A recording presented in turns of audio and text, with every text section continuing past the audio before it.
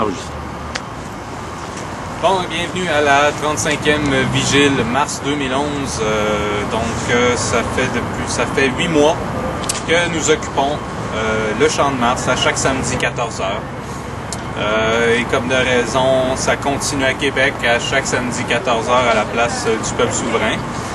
Et donc c'est ça. Là, je rappelle que lundi le 28, il y a effectivement une manifestation qui a lieu pour aller manifester contre le plan Nord qui est présenté au Palais des Congrès par Jean Charest à la Chambre de commerce.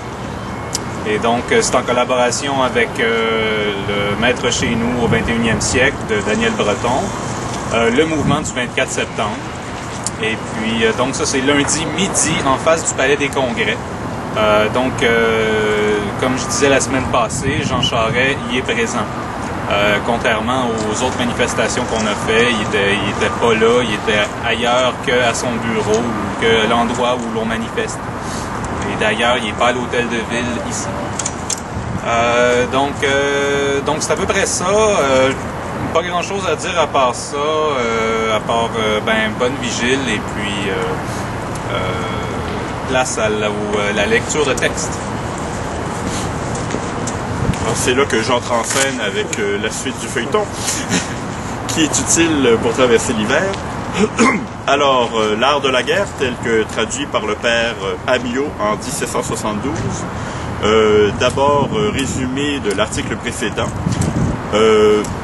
Quand tous les préparatifs sont faits, quand l'armée est prête à marcher, quand elle est suffisamment équipée, suffisamment puissante, il importe de se lancer à l'attaque extrêmement rapidement et de faire tout ce qui est en notre pouvoir pour terminer la guerre le plus vite possible. Parce que l'armée se nourrit du pays qui l'a lancé et c'est le pays qui s'épuise quand l'armée est en marche. Donc le devoir de tout bon général est de s'arranger pour que ça se termine le plus rapidement possible. Article 3. Des propositions de la victoire et de la défaite. Sun Tzu dit: voici quelques maximes dont vous devez être pénétrés avant que de vouloir forcer des villes ou gagner des batailles. Conservez les possessions et tous les droits du prince que vous servez. Voilà quel doit être le premier de vos soins. Les agrandir en empiétant sur les ennemis, c'est ce que vous ne devez faire que lorsque vous y serez forcés. Veillez au repos des villes de votre propre pays. Voilà ce qui doit principalement vous occuper. Troubler celui des villes ennemies, ce ne doit être que votre pis-aller. Mettre à couvert de toute insulte les villages amis, voilà ce à quoi vous devez penser. Faire des irruptions dans les villages ennemis, c'est ce à quoi la nécessité seule doit vous engager. Empêcher que les hameaux et les chaumières des paysans ne souffrent le plus petit dommage, c'est ce qui mérite également votre attention. Porter le ravage et dévaster les installations agricoles de vos ennemis, c'est ce qu'une disette de tout doit seule vous faire entreprendre. Conserver les possessions des ennemis est ce que vous devez faire en premier lieu, comme ce qu'il y a de plus parfait. Les détruire doit être l'effet de la nécessité. Si un général agit ainsi, sa conduite ne différera pas de celle des plus vertueux personnages. Elle s'accordera avec le ciel et la terre, dont les opérations tendent à la production et à la conservation des choses plutôt qu'à leur destruction. Ces maximes, une fois bien gravées dans votre cœur, je suis garant du succès. Je dis plus, la meilleure politique guerrière est de prendre un État intact. Une politique inférieure à celle-ci consisterait à le ruiner. Il vaut mieux que l'armée de l'ennemi soit faite prisonnière plutôt que détruite. Il importe davantage de prendre un bataillon intact que de l'anéantir. Eussiez-vous sans combat à livrer, sans victoire en serait le fruit. Cependant, ne cherchez pas à dompter vos ennemis au prix des combats et des victoires. Car s'il y a des cas où ce qui est au-dessus du bon n'est pas bon lui-même, c'en est un ici où plus on s'élève au-dessus du bon, plus on s'approche du pernicieux et du mauvais. Il faut plutôt subjuguer l'ennemi sans donner bataille. Ce sera là le cas où plus vous vous élèverez au-dessus du bon, plus vous approcherez de l'incomparable et de l'excellent. Les grands généraux en viennent à bout en découvrant tous les artifices de l'ennemi, en faisant avorter tous ses projets, en semant la discorde parmi ses partisans, en les tenant toujours en haleine, en empêchant les secours étrangers qu'il pourrait recevoir et en lui ôtant toutes les facilités qu'il pourrait avoir de se déterminer à quelque chose d'avantageux pour lui. Sun Tzu dit « Il est d'une importance suprême dans la guerre d'attaquer la stratégie de l'ennemi. Celui qui excelle à résoudre les difficultés le fait avant qu'elles ne surviennent. Celui qui arrache le trophée avant que les craintes de son ennemi ne prennent forme excelle dans la conquête. Attaquer le plan de l'adversaire au moment où il naît. Puis rompez ses alliances. Puis attaquer son armée. La pire des politiques consiste à attaquer les cités. N'y consentez que si aucune autre solution ne peut être mise à exécution. Il faut au moins 3 mois pour préparer les chariots parés pour le combat, les armes nécessaires et l'équipement, et encore 3 mois pour construire des talus le long des murs. Si vous êtes contraint de faire le siège d'une place et de la réduire, disposez de telle sorte vos chars, vos boucliers et toutes les machines nécessaires pour monter à l'assaut, que tout soit en bon état lorsqu'il sera temps de l'employer. Faites en sorte surtout que la reddition de la place ne soit pas prolongée au-delà de 3 mois. Si ce terme expiré, vous n'êtes pas encore venu à bout de vos fins, sûrement, il y aura eu quelque faute de votre part. N'oubliez rien pour les réparer. À la tête de vos troupes, redoublez vos efforts. En allant à l'assaut, imitez la vigilance, l'activité, l'ardeur et l'opiniâtreté des fourmis. Je suppose que vous aurez fait auparavant les retranchements et les autres ouvrages nécessaires, que vous aurez élevé des redoutes pour découvrir ce qui se passe chez les assiégés, et que vous aurez paré à tous les inconvénients que votre prudence vous aura fait prévoir. Si, avec toutes ces précautions, il arrive que des 3 parties de vos soldats, vous ayez eu le malheur d'en perdre une, sans pouvoir être victorieux, soyez convaincus que vous n'avez pas bien attaqué. Un habile général ne se trouve jamais réduit à de telles extrémités. Sans donner des batailles, il sait l'art d'humilier ses ennemis. Sans répandre une goutte de sang, sans tirer même l'épée, il vient à bout de prendre les villes. Sans mettre les pieds dans les royaumes étrangers, il trouve le moyen de les conquérir, sans opération prolongée. Et sans perdre un temps considérable à la tête de ses troupes, il procure une gloire immortelle au prince qu'il sert, il assure le bonheur de ses compatriotes et fait que l'univers lui est redevable du repos et de la paix.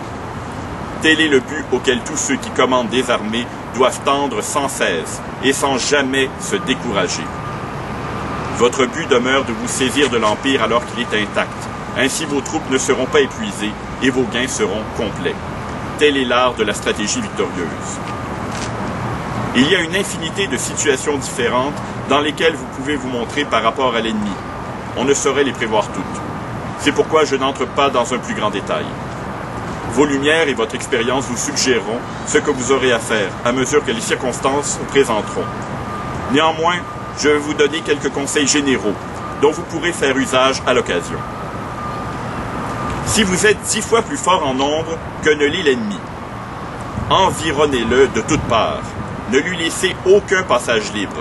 Faites en sorte qu'il ne puisse ni s'évader pour aller camper ailleurs, ni recevoir le moindre secours. Si vous avez 5 fois plus de monde que lui, disposez tellement votre armée qu'elle puisse l'attaquer par 4 côtés à la fois lorsqu'il en sera temps. Si l'ennemi est 1 fois moins fort que vous, contentez-vous de partager votre armée en 2. Mais si, de part et d'autre, il y a une même quantité de monde, tout ce que vous pouvez faire, c'est de hasarder le combat. Si, au contraire, vous êtes moins fort que lui, soyez continuellement sur vos gardes. La plus petite faute serait de la dernière conséquence pour vous. Tâchez de vous mettre à l'abri et évitez autant que vous le pourrez d'en venir aux mains avec lui. La prudence et la fermeté d'un petit nombre de gens peuvent venir à bout de lasser et de dompter même une nombreuse armée. Ainsi, vous êtes à la fois capable de vous protéger et de remporter une victoire complète. Celui qui est à la tête des armées peut se regarder comme le soutien de l'État, et il l'est en effet. S'il est tel qu'il doit être, le royaume sera dans la prospérité. Si au contraire, il n'a pas les qualités nécessaires pour remplir dignement le poste qu'il occupe, le royaume en souffrira infailliblement et se trouvera peut-être réduit à 2 doigts de sa perte. Un général ne peut bien servir l'État que d'une façon, mais il peut lui porter un très grand préjudice de bien des manières différentes.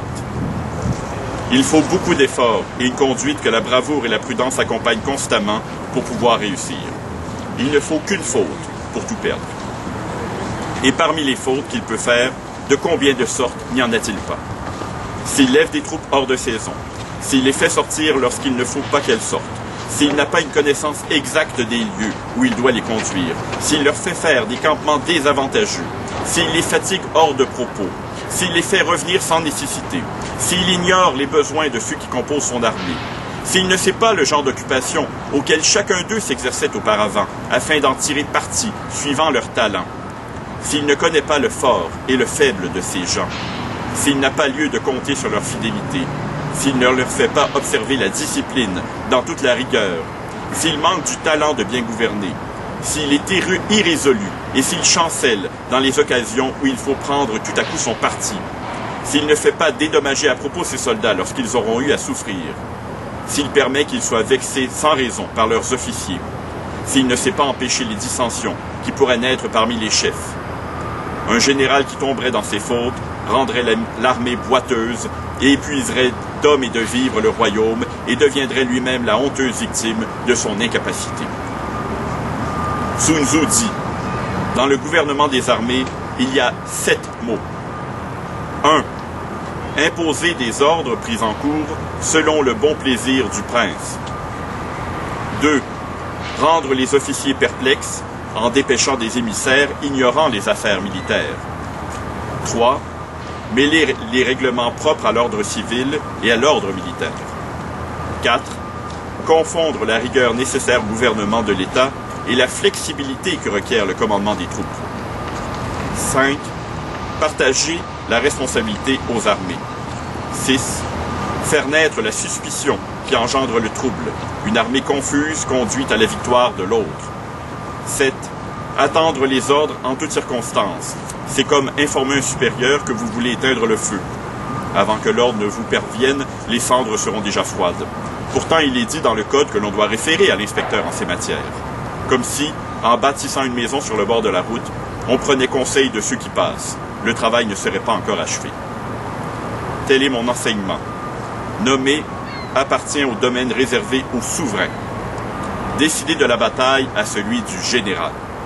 Un prince de caractère doit choisir l'homme qui convient, le revêtir de responsabilité et attendre les résultats. Pour être victorieux de ses ennemis, 5 circonstances sont nécessaires. 1. Savoir quand il est à propos de combattre et quand il convient de se retirer. 2. Savoir employer le peu et le beaucoup, suivant les circonstances. 3. Assortir habilement ses rangs. 4. Celui qui, prudent, se prépare à affronter l'ennemi, qui n'est pas encore. Celui-là même sera victorieux. Tirer prétexte de sa rusticité et ne pas prévoir est le plus grand des crimes.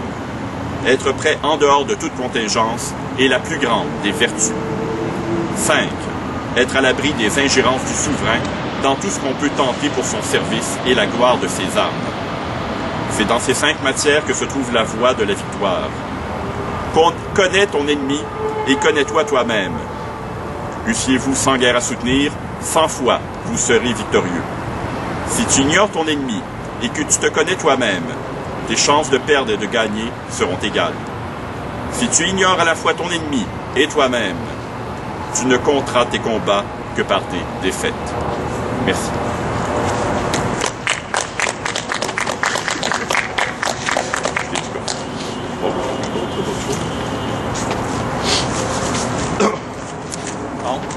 Alors, c'est la parole libre. Et je ne parle pas cette semaine. Comique.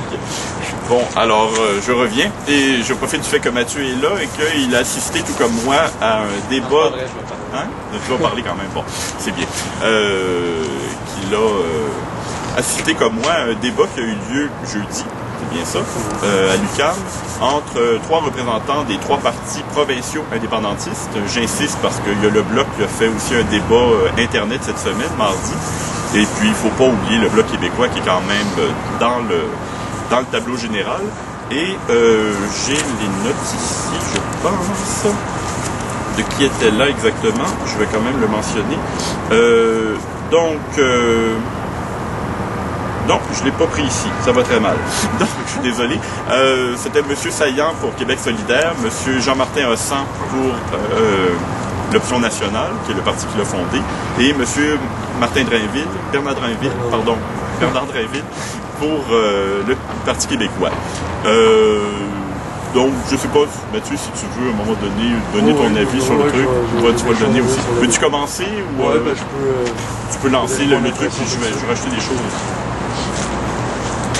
J'ai assisté au débat, justement, puis moi, c'est surtout la parole des gens dans la salle par les questions à la fin qui m'ont interpellé, parce que le mot qui revenait souvent, c'était « union ».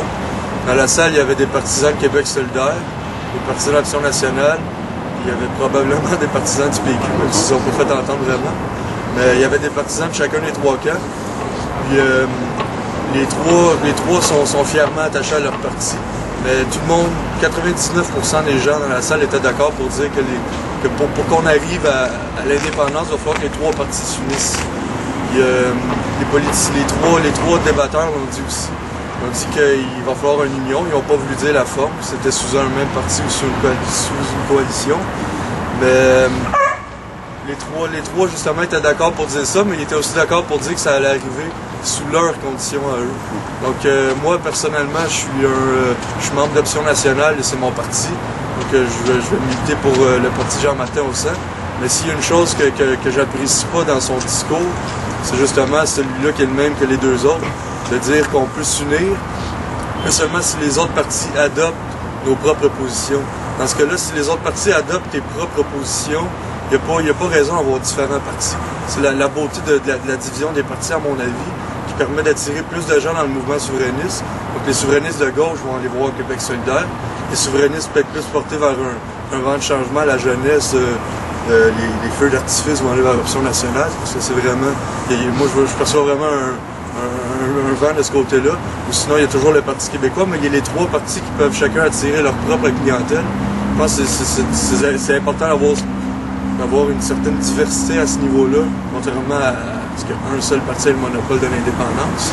Mais encore là, il faut que les trois partis, il n'y a aucun bénéfice à ça s'ils ne sont pas unis. Au contraire, ça va faire régresser le mouvement. Donc, mais déjà que les trois débatteurs parlaient d'union, c'est déjà très intéressant. Puis on voit qu'il y a un progrès parce que pas si longtemps que ça, on ne parlait pas vraiment. Mais là, avec le troisième parti qui vient d'émerger, on n'a pas vraiment le choix d'en parler, je veux pas. Donc, encore là, Jean-Martin Hossan, comme j'ai dit, j'aime beaucoup son programme, mais moi, quand il dit on va accepter de s'unir à Québec solidaire ou au Parti québécois sous une coalition, voire une union, s'ils adoptent la même stratégie de méthode à l'accession à l'indépendance que nous. Pour moi, c'est pas ça qu'il faut faire. Il faut que les trois partis s'unissent sur une coalition stratégique électorale. Peu importe la forme que ça prend, il faut que ça ait lieu, surtout pendant les élections, que ce soit stratégique. Puis, une fois que les souverainistes vont être au pouvoir, on décidera quelle méthode d'accession est la meilleure. Puis là, on s'assinera quand on va avoir le pouvoir, parce que quand on s'assine et qu'on n'a pas le pouvoir, c'est pas mal de l'assinage dans le vide, si on peut dire. Puis c'est ce qui tanne les gens un peu. Donc, je pense que du côté des trois partis, il y a quelque chose d'intéressant qui est sorti de ce débat-là, du côté de l'Union. Encore là, il va falloir se sortir de l'esprit que notre méthode, c'est nécessairement la meilleure. Parce que, oui, il y a des méthodes qui, à mon avis, sont meilleures que d'autres. Mais il va falloir penser à ça une fois qu'on va être unis, parce que si on n'est pas unis puis on pense à ça, mais ça va venir à nulle part, ça va venir à trois directions différentes, puis là, ça va être la vraie division. Donc, ça sur Facebook cette semaine, quelqu'un a écrit faut pas avoir peur de la division, faut chercher la multiplication. Donc là, il y a trois partis, mais la multiplication dans l'unisson. Donc, il y a plusieurs partis qui ouvrent plusieurs horizons au mouvement, mais si ceux-ci ne s'unissent pas, c'est là qu'on régresse. Mais une fois que ceux-ci vont être unis, on va être pas mal plus fort que quand il y avait un seul parti dirigé par un seul chef qui avait ses propres idées, qui avait le monopole de l'idée d'indépendance. Donc c'est vraiment ce qui m'a marqué dans le débat. parlais du débat de jeudi. Ouais, je voulais y aller maintenant. Ben, je vais repartir là-dessus. Effectivement, si j'essaie de rassembler tout ça, l'impression qu'on a, c'est que oui, restons multipliés au niveau intellectuel dans nos têtes et tout, mais unissons-nous au niveau de l'action. C'est qu'on soit coordonnés, qu'on fasse quelque chose. Moi, ce que j'ai retenu, c'est, bon, plusieurs choses, mais pour reprendre un peu la balle au fond de ton résumé, ton analyse, c'est la question de... Jean-Martin Hossan a parlé de fusion possible même, qu'il était prêt à fusionner l'option nationale avec d'autres partis quand ça va être l'indépendance qui va être le premier qui va être le premier objectif, et que tant que ça ne sera pas l'objectif premier, bon, la fusion ne sera pas, mais il est prêt à créer la fusion, de refusionner son parti tout neuf. Bon, donc on voit vraiment que ce qui attire chez l'option nationale, c'est le côté on veut la ligne directe, la ligne claire, c'est ça qu'on veut, on fera pas de chichi et on va se diriger vers l'indépendance, point à la ligne. Ce qui attire du côté du PQ, et malheureusement j'ai été plus attiré par le PQ que par l'option nationale, c'est que j'ai l'impression que en tout cas le discours que M. Drainville avait correspondait plus à ma vision de où en est la population en ce moment. C'est-à-dire cette espèce de côté, les gens en ce moment regardent même pas la politique comme quelque chose de pratique et tout. Et j'ai trouvé que les deux autres étaient un peu plus idéalistes, un peu plus on va suivre notre idée. Et parce qu'il y a eu M. Drainville qui a posé à M. Hossan une question qui était qu'est-ce que vous allez faire si l'option nationale n'a que 4 ou 5 % d'électorat de son côté aux prochaines élections? Il dit ça va être comme une dégelée, puis bon, ça va brimer le mouvement, ou en tout cas, ça va ralentir le mouvement indépendantiste. Et ce que Jean-Martin Hossan a répondu, c'est moi, toute victoire de tout souverainiste indépendantiste va être vue comme une victoire de l'option nationale. Mais le problème, à mon sens, c'est que en ce moment, je sens beaucoup qu'il y a 60% de la population qui regarde le match et qui regarde les libéraux s'agiter et se caler, et qui regarde les péquistes, les souverainistes en général, les péquistes aussi en particulier, effectivement, mais les indépendantistes en général, se crêper le chignon puis se diviser. Et on dirait qu'ils attendent les fins des combats de coq pour voir qui a l'air solide et puis qui a l'air un peu une attitude j'attends qui est le plus fort et je vais me coller dessus et puis je vais me sentir en sécurité et protégé par... Et là, le PQ, il se chicane et puis tous les indépendantistes sont en plein petit mouvement. On est visible, là, la population nous regarde et nous attend et attend de voir des gens qui ont l'air le moindrement organisés pour les suivre. Et moi, je sens ça de la population. Et c'est pour ça que, effectivement, ce que Mathieu disait, c'est très intéressant, le fait qu'il y ait une atomisation, ou plutôt une multiplication des points de vue et des idées pour que ça élargisse le spectre de tout ce qu'on peut voir, tout ce qu'on peut percevoir comme solution, comme problème, comme angle d'attaque. Mais en même temps, il faut avoir, et c'est un peu pour ça que je vous assène Sun Tzu toutes les semaines, il faut qu'il y ait quand même une rigueur à un moment donné. Il y a des élections qui s'en viennent. C'est 75% du territoire québécois là, qui est en train de se faire brader, en train de se faire bousiller de manière peut-être réductive, parce que là, cette semaine, Charest a annoncé que les yeux pleins d'étoiles, nous allons ouvrir le Grand Nord aux touristes et on va avoir 3 millions de chasseurs et de pêcheurs qui vont se garrocher dans le nord du Québec. Moi, je suis désolé, la question avec les Autochtones, ça tourne beaucoup autour des droits de pêche et de chasse. Est-ce qu'il va les faire du tourisme, puis prendre des photos, puis aller faire du canot camping dans les mines ou bien dans les zones supposément protégées et forestières? Qu'est-ce que ça va donner? Quand on regarde l'état de l'Himalaya après tous ceux qui sont montés en haut dans ce sommet si lointain et que c'est bourré de déchets et bourré d'affaires à des altitudes absolument presque impossibles à nettoyer, puis qu'on sait déjà qu'est-ce qu'il y a comme déchets dans le nord du Québec et que les compagnies y vont, laissent leur matériel là, laissent courir, laissent des produits dangereux traîner en pleine nature et tout. Ça va ressembler à quoi, là, le grand terrain vague, la grande dôme du Nord, si on laisse tout faire, tout aller? Il y a ça, il y a toutes sortes d'autres points. On ne parlera pas de la culture, on ne parlera pas de toutes ces questions-là, mais il y a urgence, là, il faut peut-être commencer à prendre ça au sérieux. Et ça va être un dernier commentaire que je ferai pour le moment, pour laisser d'autres venir parler. J'ai trouvé, et ça m'a beaucoup marqué, et je ne sais pas si c'est que le fait qu'on parle toutes les semaines depuis 8 mois aujourd'hui, je le souligne encore parce que faut quand même apprécier le fait qu'on tient encore petit à petit, on fait notre travail de fourmi et de grain de sable et on continue à être là et à ronger. Il faudrait que plein de monde ronge partout dans tous les coins. Il y en a qui le font à Québec, à Gatineau et à d'autres places, mais il faudrait que ça continue ça. Ouais, je ne sais pas si le fait donc qu'on est là depuis 8 mois fait que notre réflexion progresse à une certaine vitesse.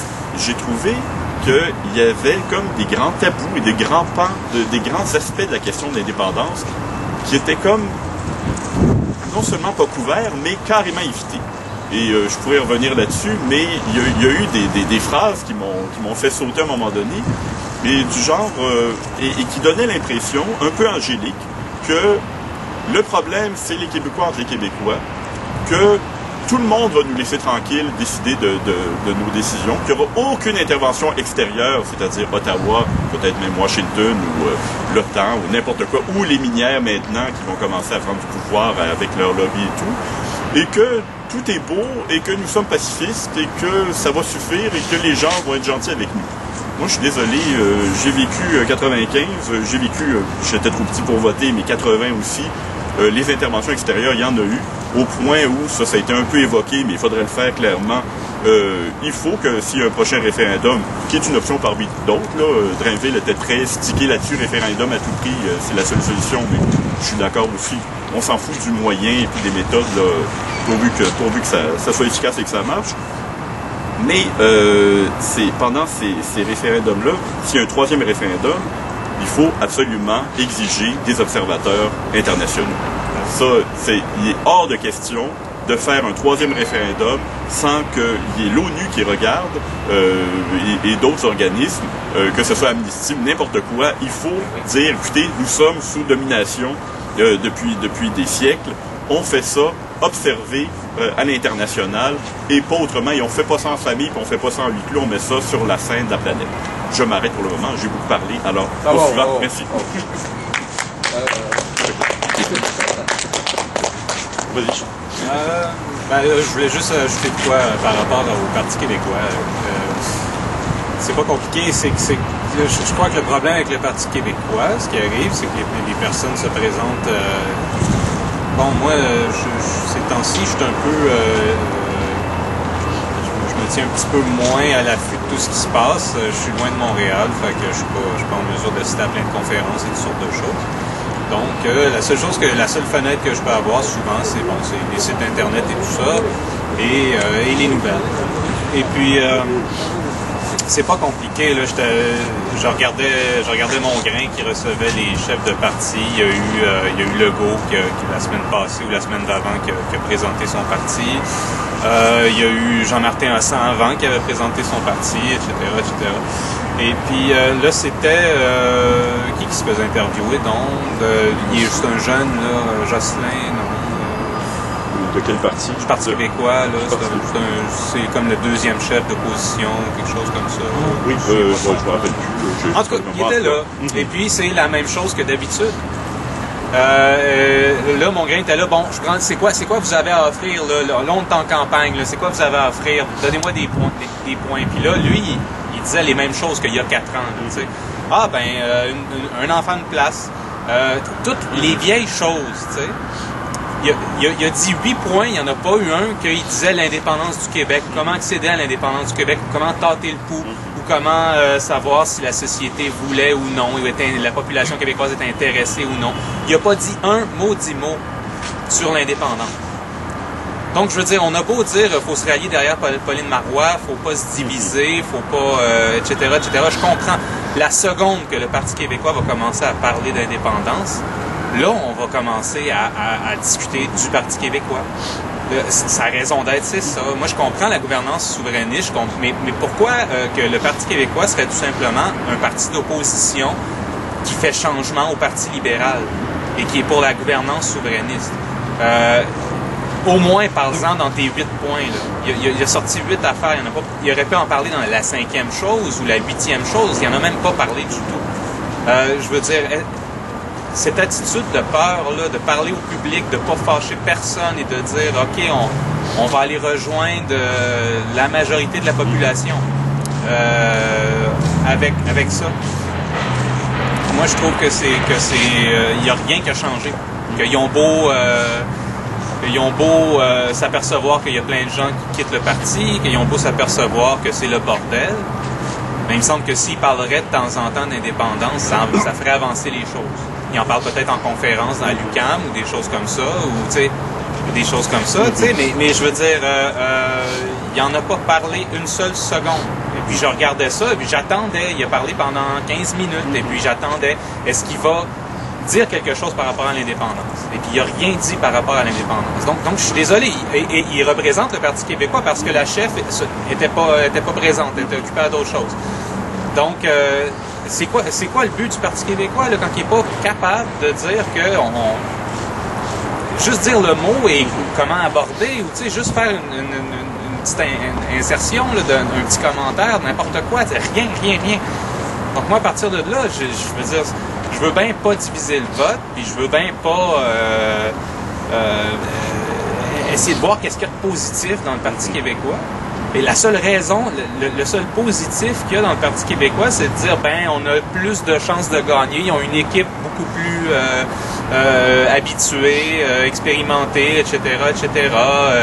La population vieillissante qui sont habitués au parti vont voter pour ce parti-là de tradition. Et donc, on devrait se ranger de ce côté-là, tu sais. Mais même à ça, je veux dire, s'ils n'en parlent pas, ils n'en parlent pas. Quand il arrive des situations comme ça, là, tu sais, qu'on sait que bon, la plupart des gens vont écouter cette émission-là, vont vouloir se renseigner, puis lui, Mongrain, il a abordé ça, là, tu sais, en voulant dire, bon, chaque chef de parti est venu présenter son plan, qu'est-ce que vous proposez, tu sais? Et puis, il n'a rien dit de l'indépendance du Québec. Fait que moi, je sais pas, ça fait depuis que je m'intéresse à la politique que je veux que je m'intéresse au Parti québécois parce que c'est le parti de l'indépendance du Québec.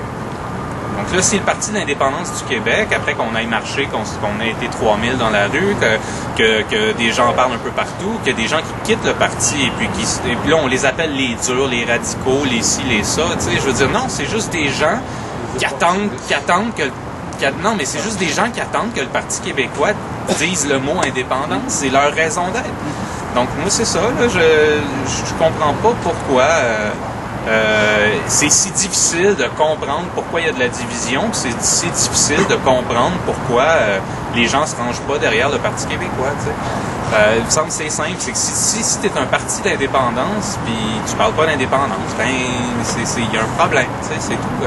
Bon, là on peut parler de la chef, mais ça fait je sais pas combien de vigiles qu'on parle de la chef, là, je veux dire, oui, c'est un problème, mais ça, les médias s'en chargent maintenant, là, on n'a plus rien à dire, là, sérieux, les médias s'en chargent, puis... le job est fait. Le job est fait, là, pour ça, là, pour le chef, là. Fait que c'est ça. Il me semble que c'est évident. Pour moi, c'est évident. Donc, je comprends pas pourquoi les gens qui suivent ça et qui sont indépendantistes, c'est pas évident pour eux.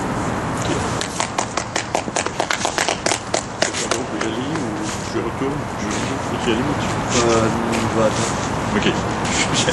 Bon. Là, je m'excuse de me médire par rapport à la semaine dernière où j'ai dit que Charles Hamel et moi, on allait prendre chacun une semaine, mais on est peu nombreux, oui, non, effectivement. On ne montrera pas à la caméra à quel point on est peu nombreux, mais étant donné qu'on est peu nombreux, on va se permettre quand même parce que, bon, Charles Hamel a quand même des choses à dire, je le vois, et ça va relancer le débat. Ben, il y a quelque chose de très simple, et je vais même embarquer Legault dans l'équation.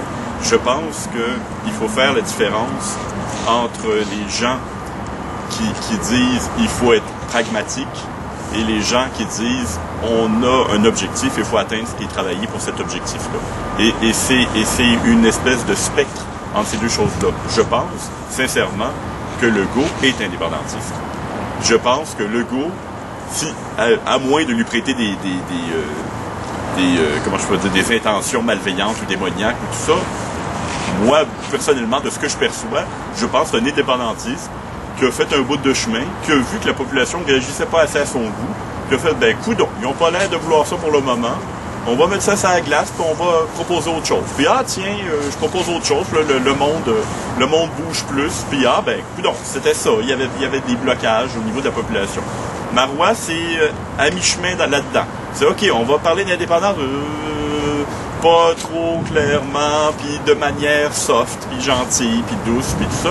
puis ça va mieux passer auprès de la population, ça va mieux glisser. Mais, encore une fois, est-ce que ce sont des bonnes tactiques? Est-ce qu'il faut avoir le PQ qui parle pas d'indépendance, mais qui est pour l'indépendance au fond de son cœur, mais qui le cache? Ou avoir quelqu'un qui est anti-indépendantiste? C'est ça aussi, là. C'est que et j'ai pas d'opinion là-dessus. Personnellement, j'ai pas d'opinion là-dessus.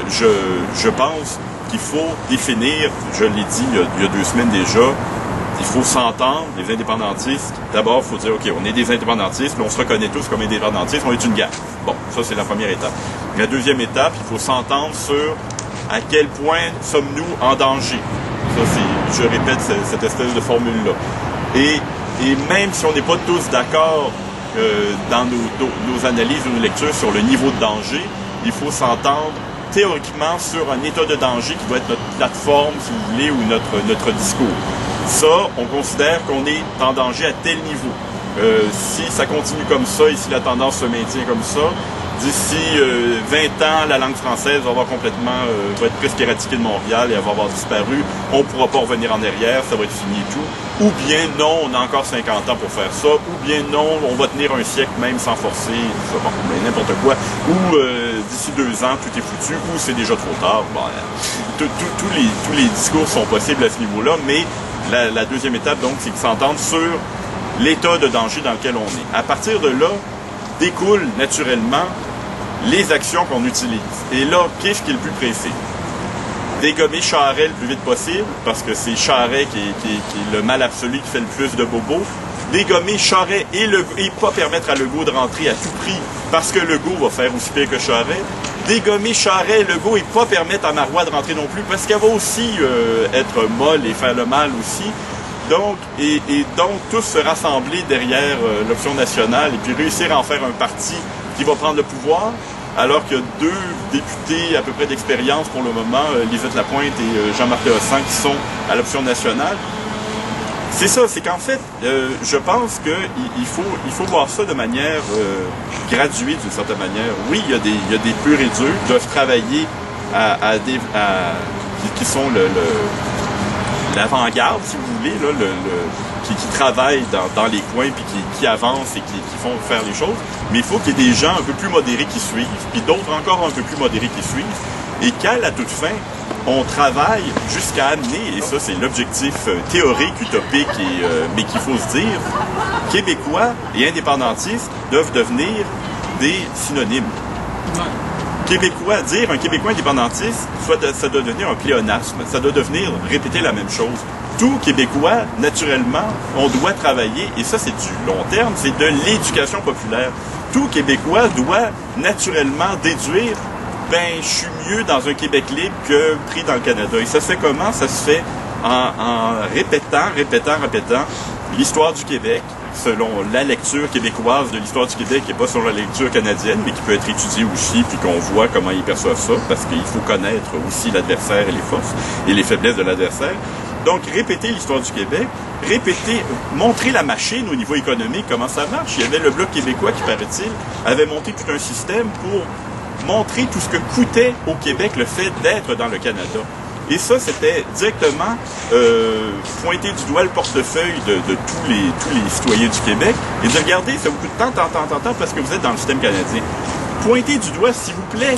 On a Stephen Harper, on a-tu meilleur adversaire que ça au niveau des valeurs et de l'idéologie que Stephen Harper? Qu'est-ce qu'il faut attendre? La loi, c'est 10. Justin Trudeau ne sera pas meilleur que Stephen Harper.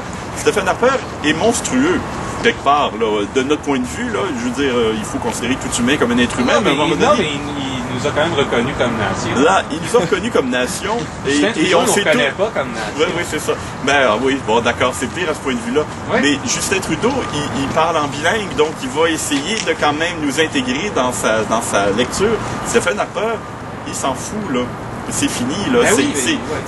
Et Stephen Harper, je suis désolé, au niveau des valeurs, et il en parlait dans Le Devoir cette semaine, il dit, c'était Manon Cornelier qui faisait un papier dans le journal Le Mercredi dans Le Devoir, qui disait, là, on parle beaucoup de sédisme, on parle beaucoup de la lutte des valeurs autour du fait que, le rapport aux délinquants, aux jeunes délinquants surtout, l'anonymat des délinquants, le fait que Harper veut, non, tout délinquant adolescent va être identifié et marqué à vie par le système judiciaire. Ça veut dire quoi?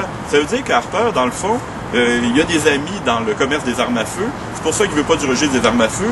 Il y a des amis dans le commerce de la prison.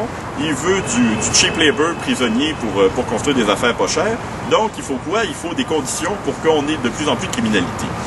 C'est ça qui construit. C'est le Ku Klux Klan. Ben, c'est pas le Ku Klux. Je pense pas que ce soit le Ku Klux Klan, mais quand tu regardes ça, Les États-Unis. c'est effectivement une philosophie américaine, mais c'est même pas basé sur la liberté. On se demande sur quoi c'est basé au niveau de l'idéologie. Mais en tout cas, je m'égare parce que je parle trop. De quoi la semaine prochaine? OK. Bon, mais la question, c'est qu'on a Stephen Harper, alors, non seulement la culture, non seulement la langue française, non seulement nos ressources naturelles, mais ça, c'est le truc de Charles, non seulement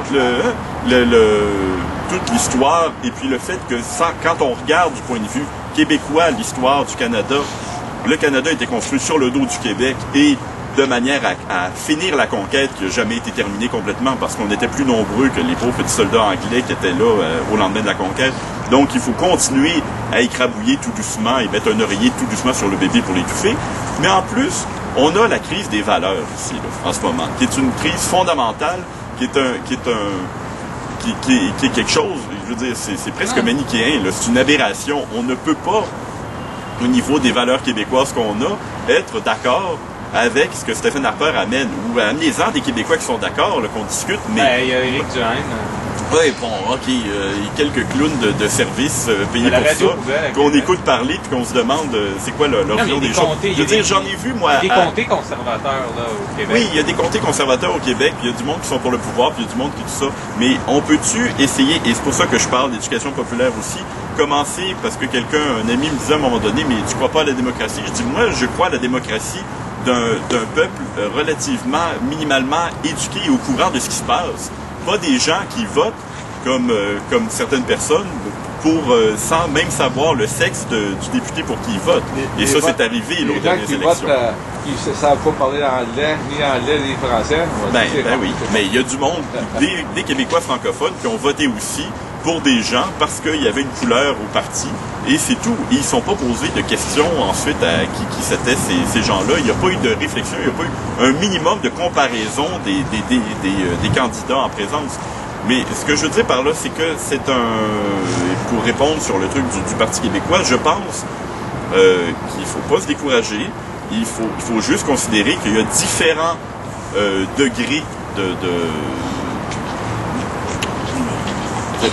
bien parler, bien me couper, parce que là, Oui, mais un minimum, c'est tout, là. C'est ça que je dis depuis tantôt, c'est qu'il n'y a même pas une différence de degré, c'est qu'il y a un minimum d'indépendance à discuter. Et même ce minimum-là n'est pas là, je ne l'entends pas, moi, au Parti québécois. C'est ça, moi, qui m'achale, c'est que même ce minimum-là n'est pas présent. Bon. Alors, je vais faire... Et encore une fois, là... Que si, comme tu dis, il ferait de la nuance et puis il dirait, bon, ben, on va y aller tranquillement, on va y aller, puis il faut regarder ça sous cet aspect-là et sous cet aspect-là, tu sais, mais là, en ce moment, moi, je sens que c'est exclu de la question. C'est comme si c'était tabou quand je parle dans les médias de masse, c'est sûr que si tu vas à des conférences ou si tu t'en vas sur le site, ou tu sais, c'est certains qui en parlent entre eux, là, mais je veux dire, lorsqu'ils s'en vont dans les médias et qu'ils s'adressent au grand public, on dirait que c'est quasiment tabou, comme on dirait que c'est les derniers, dans toute la masse indépendantiste, c'est les derniers qui se sentent mal d'être indépendantistes. Oui, je suis tout à fait d'accord. Et c'est parce qu'ils voient comment, j'imagine, en tout cas, encore une fois, là, j'extrapole, là, je parle pas en connaissance de cause et tout. L'impression que ça me donne, c'est que ils voient la réaction du bon peuple quand il parle trop d'indépendance, puis ils reculent, puis ils s'adaptent. De la même manière, à un autre degré, que Charest nous lance des grandes bombes de Suroît, tout ça, le Mont-Offert, tout ce que tu veux, et quand la population se lève en masse avec des pancartes, c'est comme « Oh, OK, là, on va reculer un petit peu, on va s'adapter. » Mais parce que là, on va faire une phrase chacun, là, ça va être un bal et tout. Mais ce que je veux dire par là, c'est que oui, on doit critiquer le PQ qui fait ça. Et oui, il y a je veux dire, moi, tout ce que je dis, c'est qu'au débat de jeudi dernier, je trouvais que le discours de Drainville collait plus à ma lecture des résistances de la population que les discours de Saillant et de Sang. Moi, c'est tout ce que je dis pour le moment. Donc, je me suis dit, bon, ce que je dis aussi, c'est que oui, le PQ, en ce moment, est rendu, veut pas en parler trop, et selon moi, c'est à cause de pression électoraliste ou pour être sûr de quelque chose. Dis la phrase de l'OT, là, puis je... Non, mais juste, c'est parce que ça fait 2 fois que tu dis la pression électoraliste, mais quand est-ce que des gens se sont levés pour dire non à l'indépendance? Je veux dire, dernièrement. Non, l'indépendance? Ouais, il y a peut-être la marche de Park Avenue, là, Gazette, ou des choses comme ça, mais je veux dire, à part ça, où la population est à ce point-là anti-indépendance? Bon. Alors, le peuple québécois n'est pas violent et expressif tant que ça, et va pas dire non, nous sommes anti-indépendants. Ils vont le dire dans des officines, ça va être des gens qui ont des leviers économiques, des affaires comme ça, qui vont dire, tu sais, ça, mes clients à l'étranger sont pas tout à fait d'accord avec ce truc-là. Bon, tu sais, ça va être des affaires comme ça, où les gens vont rester chez eux, surtout. Mais le gros de la population va dire comme, bof, je reste chez nous, je veux plus voter. Puis il y a ça aussi, ça c'est une autre question. Il y a le déficit démocratique là, dont il faut... Parce qu'à un moment donné, c'est bien beau se dire, OK, ça épure le truc, puis il va juste rester quelques politisés qui vont aller voter, puis on va être 3 par comté à voter, puis les 2 qui vont être du même bord vont gagner l'élection. Mais parce que avant même la question indépendantiste, quelque part, il y a la question que si plus personne va voter, on se retrouve dans quel genre d'État, là? Et c'est quoi les dérives que ça va entraîner. Non, tout ce que je veux dire pour préciser ma pensée et pour laisser la place à d'autres, c'est que ça... Je pense qu'il faut montrer le chemin et être...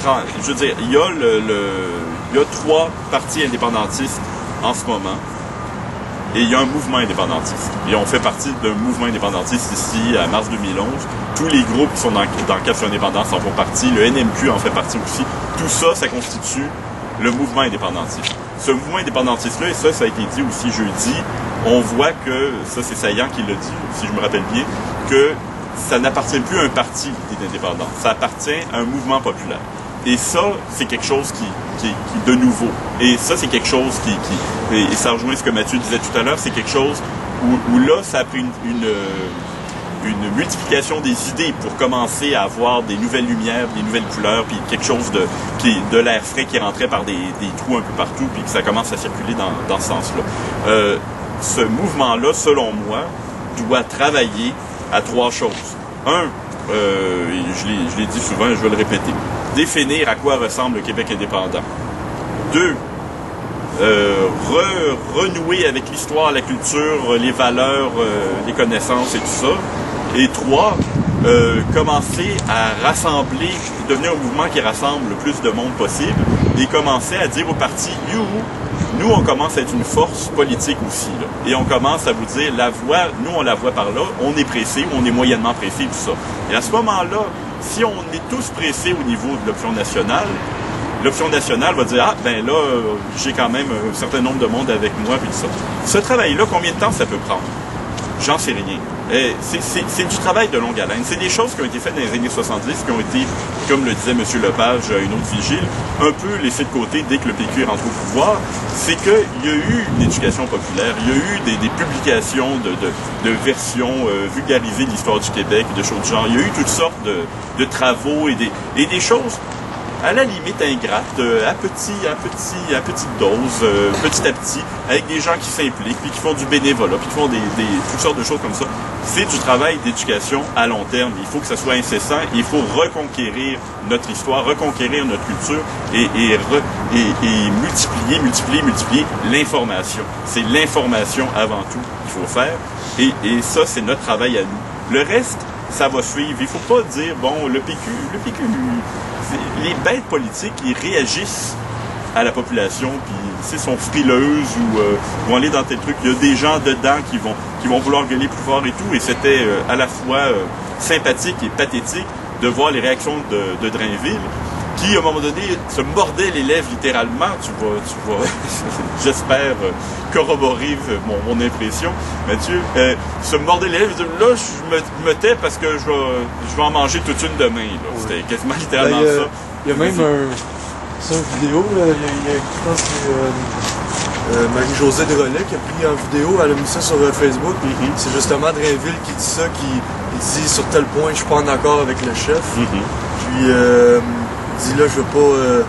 Il y a du monde dans la salle, je suis sûr qu'il y a du monde dans la salle avec Facebook et Twitter, donc je vais me taire là. Puis on le voit 30 secondes après sur son petite affaire, aller voir s'il y a des commentaires sur lui. Puis justement après qu'il dit ça, il dit moi je pense telle affaire, mais ma chef elle pense une autre affaire. Jean-Martin aussi à côté qui a lâché une bourde assez drôle, il dit je vous annonce en primeur que M. Drainville se fait expulser du caucus demain matin, tout le monde s'y met à rire, sauf M. Drainville, mais tu sais, ça montre l'esprit un peu, tu démontres effectivement. Ben, c'est ça, c'est qu'on sent là, que oui, ils ont des problèmes à l'interne et que ça brasse et qu'il y a quelque chose là. Mais qu'en même temps, tout parti politique, il y a plein d'individus qui ont des idées très arrêtées et puis là, ça chicane à l'interne, puis là, il faut qu'ils s'entendent sur un discours commun. Et des fois, le discours est transparent, puis d'autres fois, il est un peu plus opaque. Et par transparent, je veux dire qu'on sent bien qui était l'opinion et quelle était l'opinion, mais que le chef a décidé. À l'époque de l'évêque, ça se faisait aussi. Là, il laissait la bride sur le dos de ses ministres. Les chicanes avec Bourgault. Ben oui, il y a toutes sortes de chicanes avec Bourgault et l'évêque, ou certains ministres qui sortaient des déclarations, les ministres de l'évêque sortaient des déclarations, puis le lendemain, on savait tous qui avait été dans le bureau de l'évêque, puis que l'évêque lui avait passé un savon. Qu'est-ce que t'as fait là, maudit niaiseux? Donc, ça c'est des machines politiques. Et nous, on fait partie d'un mouvement populaire. Dans ce mouvement populaire-là, je pense qu'il faut tirer la charrue le plus en avant possible et pas avoir peur d'aller au bout de nos logiques. Et c'est un peu, et quelque part ça me réconcilie, c'est un peu l'impression que m'a donné ce qui m'a un peu déçu jeudi, c'est que j'ai eu l'impression, comme je l'ai dit tout à l'heure, qu'il y avait des zones évitées ou des choses dont on ne voulait pas parler. On ne voulait pas aller au bout de la logique cohérente. Alors, si vous le permettez, je vais... Est-ce que je le fais là? Oh non, je le ferai pas là. Je le ferai si ça revient. Je le fais là, je le fais pas là, je le fais pas là. Ouais. Bon, ok, je vais le faire. Non, mais c'est parce que je m'étais pris des notes pour résumer un peu mon... Ouais, ben tu voulais le dire au début, là, mais tu les trouvais pas, c'est ça? Non, c'était les noms des trucs que je trouvais pas, mais j'ai des notes là-dessus. Okay, vas-y. Mais c'est un peu de manière théorique et tout, mais je pense que... et ça reprend un peu ce que je vous assène toutes les semaines avec Sun Tzu, c'est des principes de base, d'une certaine manière. Et encore une fois, l'information est primordiale, le fait de transmettre la connaissance, avoir conscience du tableau, de regarder qu'est-ce qui se passe, qui et où, combien on est dans tel mouvement. Il y a combien de monde qui sont dans le mouvement indépendantiste en ce moment? Est-ce qu'on le sait? Il y a combien de monde qui sont de féroces fédéralistes au Québec en ce moment? Est-ce qu'on le sait? Est-ce qu'on sait c'est qui les chefs des féroces fédéralistes québécois? Est-ce qu'on sait c'est qui toutes les têtes d'affiche du mouvement indépendantiste? Est-ce qu'on sait qui sont ceux qui sont les mous et qui sont les chefs des mous? Est-ce qu'on a une identification autre que celle que les médias nous répètent sans arrêt? Legault, Marois, Charest. Legault, Marois, Charest, Bonardel, Deltel, tout ça. Hein? Couverture sportive, effectivement. Mais nous, est-ce qu'on a, mettons qu'on est un peu plus impliqué au niveau politique, est-ce qu'on commence à avoir un tableau clair de OK, attention, lui, c'est un industriel, il parle pas beaucoup, mais on sait qu'il est là, il appuie sur telle affaire, il appuie sur tel bouton. Tel autre est là. Pelado, son plan, c'est ça à tel niveau. Est-ce qu'on a un tableau militaire de la situation pour voir les forces, les faiblesses de chacun? C'est quoi les forces? C'est quoi l'échiquier? Il ressemble à quoi l'échiquier? C'est quoi ses dimensions? Qui est où? C'est quoi les positions? Première étape, avoir une vision claire de c'est quoi les positions de chacun et savoir comment les forces sont disposées. Savoir ensuite comment jouer les pièces les unes contre les autres. La liberté. Oui. C'est un élément. Oui, non, mais oui. Mais quelles sont les positions de tous ces joueurs-là? Parce que il y a ceux qui parlent sur la place publique. Il y a ceux qui sont des figures publiques mais qui parlent dans des lobbies, peut-être faire comme ça. Il y a ceux qui sont dans des lobbies qu'on voit jamais et qui agissent aussi, qui sont plus ou moins connus, mais là par des listes de chiffres et puis de leurs actions placées ou telle affaire et tout. Donc, des notes très globales et très générales. Première étape, connais-toi toi-même. 1. Est-ce qu'on connaît tout ce qui existe comme force indépendantiste au Québec et est-ce qu'on se connaît tous? Est-ce qu'on se parle tous? Est-ce qu'on est tous connectés? Est-ce qu'on est tous coordonnés? 2. Les Québécois en tant que population. Est-ce qu'on a le pouls de la population réelle? Est-ce qu'on sait où en est la population sur toutes sortes de questions? Et ne serait-ce que son rapport à la démocratie d'abord, en premier lieu. Son rapport à l'indépendance, son rapport au pouvoir, tout simplement. Est-ce que ça m'importe, moi, que les 3/4 du nord du Québec, les 3/4 du territoire québécois soient exploités par des minières étrangères? Est-ce que je m'en sacre? Ou bien est-ce que c'est fondamental, ça me rentre dans les viscères, ça me tue? C'est quoi le pouls de la population sur cette question-là? Les Autochtones. Il y a 10 nations amérindiennes et les Inuits qui sont au Québec. Est-ce qu'on les connaît? Est-ce qu'on peut les nommer, ne serait-ce que par leur nom, nation par nation? Est-ce qu'on connaît leurs chiffres? Est-ce qu'on sait c'est quoi leurs revendications? Est-ce qu'on connaît leur histoire? Est-ce qu'on sait les déplacements qu'ils ont eu sur le territoire québécois? Est-ce qu'on sait tous les traités qu'il y a eu signés? Bon, toute cette affaire-là, c'est nous. C'est notre pays. C'est nous autres. Et ça, est-ce qu'on le connaît? Première étape, se connaître. Deuxième étape, connaître les ennemis. C'est-à-dire, je suis désolé, je ne fais pas de la théorie du complot. Il y a du monde qui ont intérêt à ce que le Québec reste dans la situation actuelle. Il y a du monde qui font leur pain et leur beurre avec ça. Il y a du monde qui deviennent gras grâce à ça. Ces gens-là, il faut les identifier et les connaître et savoir c'est quoi leur force, leur faiblesse et comment ils fonctionnent. Le Canada, de manière générale, d'abord, c'est quoi la ligne de Harper? Où est-ce qu'il s'en va, Harper? Surveiller la militarisation chez Harper. Comment ça fonctionne, ce système-là? C'est quoi le fait? Pourquoi il nous remet le terme royal en vedette? Pourquoi il veut célébrer 1812, la première défaite américaine de son histoire militaire? Pourquoi c'est important là, de célébrer ça? Pourquoi les portraits d'Élisabeth II reviennent partout? C'est quoi la psychologie derrière ça de scraper l'identité canadienne que Trudeau essayait de construire et de remplacer ça par un retour au giron britannique? C'est quoi la logique? Il y a une logique derrière ça. C'est quoi cette logique-là?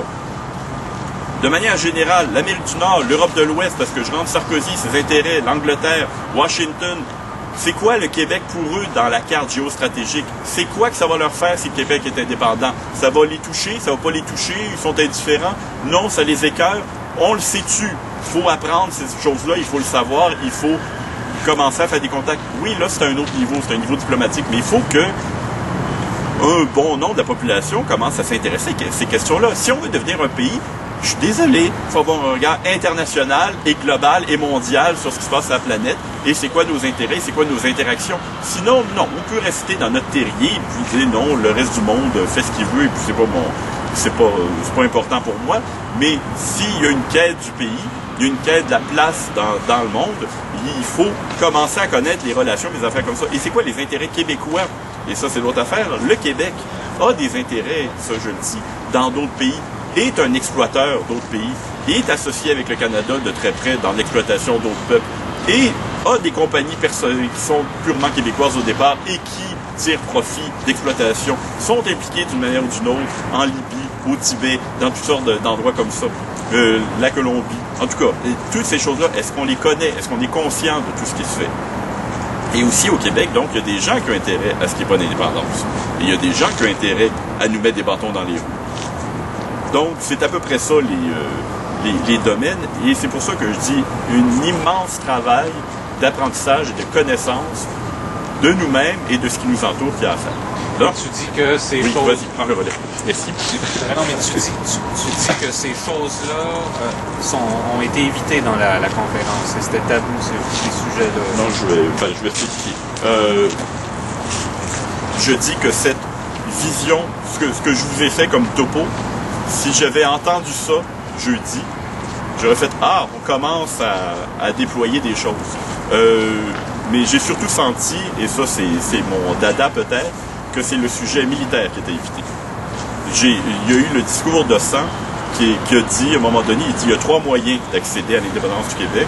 Il y a, comme le Canada s'est créé en 1867 par des petites signatures entre quelques personnes dans un bureau quelque part, il y a par le peuple complet qui prend le contrôle, un peu selon un discours qui ressemblait à ceux de Sébastien Ricard ici, sur les constituantes, et puis les gens prennent le contrôle de ça, où il y a par la guerre. Et là, il dit, mais ça, adieu, on est pacifiste, ça n'arrivera jamais. Il y a ce domaine-là est complètement éliminé. Ce n'est pas une possibilité, c'est une éventualité inexistante. Ça, je suis désolé et je ne peux pas concevoir que dans la situation où on est, où Jean Chrétien, en 95, a dit, même si ça restait au niveau du débat d'idées, des choses comme ça, nous sommes en guerre. Le Québec veut briser le Canada. Tous les moyens sont permis. On n'a pas de règles morales à suivre et pas de choses du genre. Tous les moyens sont permis pour changer pour défendre nos acquis. Il faut... Et moi, je suis d'accord avec le pacifisme, mais je suis pas d'accord pour dire que le pacifisme, c'est la guerre, c'est pas une raison pour se faire mal.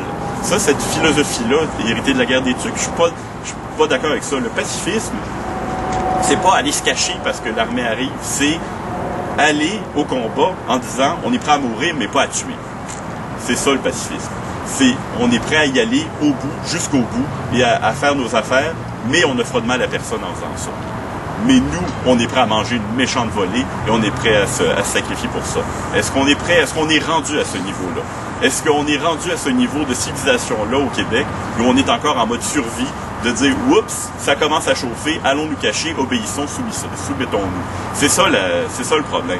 C'est que quand tu commences à faire un truc sur l'indépendance du Québec, puis t'as beau dire tout est beau, et c'était le discours de sang, si le Soudan Sud est devenu indépendant, on peut devenir indépendant, on est assez nombreux, on est assez riche, on est assez cultivé, on a assez de ressources naturelles.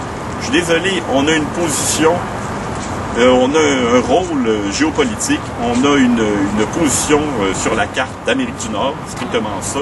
Il y a des intérêts partout. Il faut savoir qu'il y a des conséquences à bouger. Il faut pas ne pas bouger parce qu'il y a des conséquences à bouger, mais il faut juste être conscient.